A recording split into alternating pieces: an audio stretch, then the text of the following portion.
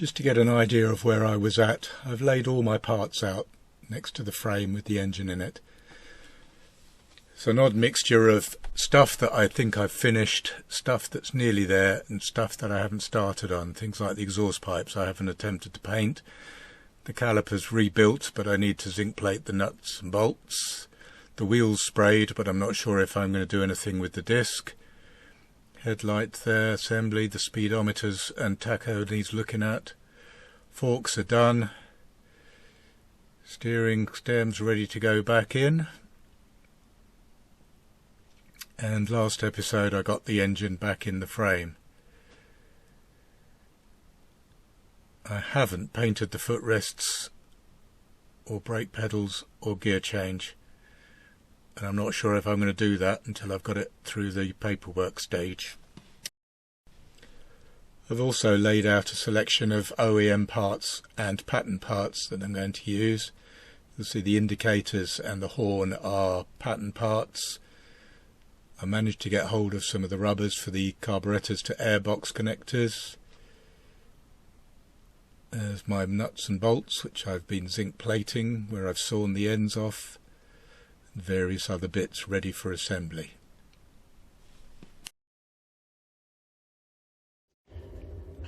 So, little update on the 250. The first thing, obviously, we have the suspension on.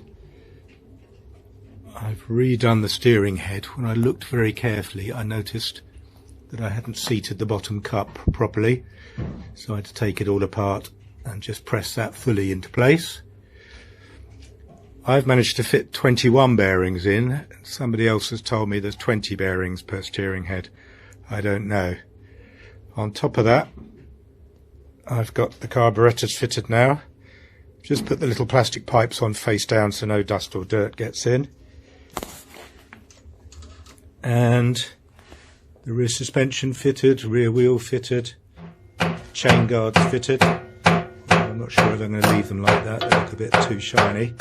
And currently it's sitting on a pallet stand, strapped down so it won't fall over.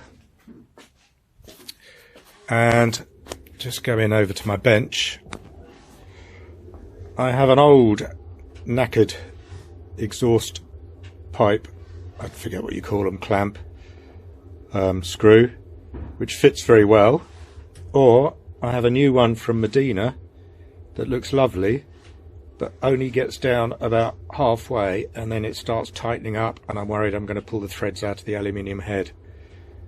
So I don't know, is it M42 times 1.5 the thread? I might have to have a go at chasing the thread if I can find somebody with a decent sized tap. It's rather huge, but that's where we're up to at the moment. Exhaust pipes are just cleaned off. They need repainting or recoating, but I just want to get the engine running first. And I think that's it for the moment. So this is the horsepower ignition system fitted. Sensor on the cam, coil above each head, and the CDI unit hanging off the side at the moment. For the life of me I can't get this going, so I've given up on this. Shit.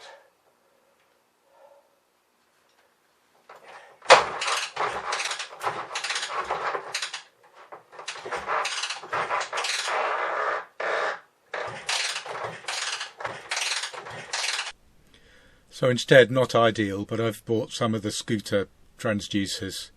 You'll notice them zigzagged because they won't fit side by side on the bracket.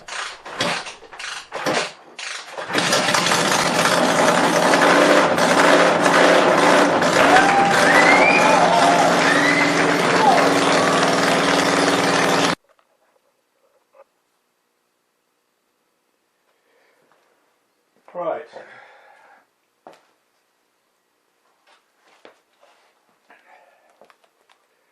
So, after hours of trying, the wiring laid out rather haphazardly in the workshop floor, all in aid of wiring up the CG125 switch. So, we should have horn, indicators, pilot light, rear light, main light, rear light, dip beam, main beam, still got those the wrong way around. Turn those off. We have front brake light switch, and get the pliers.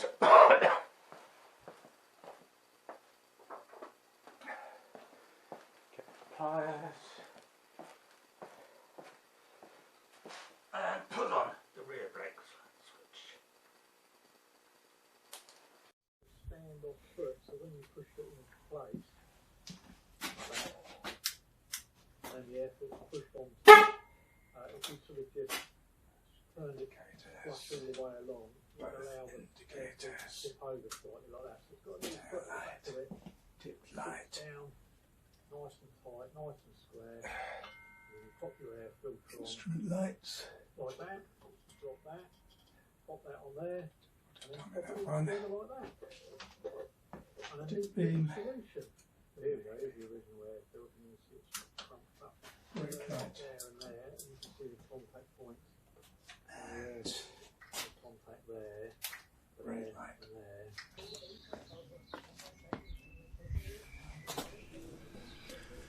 so I now have it with the silencers are on, the air filters on, most of the wiring's there. You'll notice the number plate wobbling.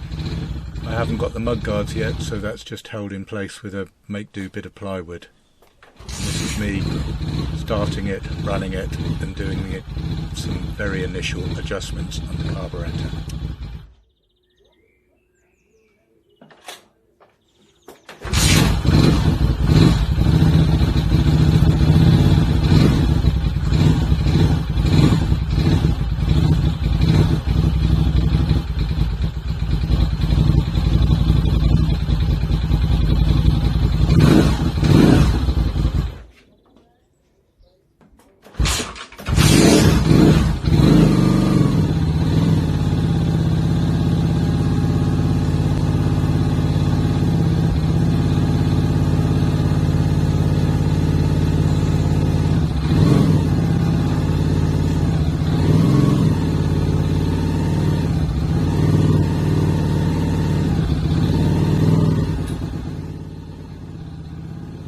Friends nearly finished painting the bodywork, so hopefully we'll be able to see that on the bike next time.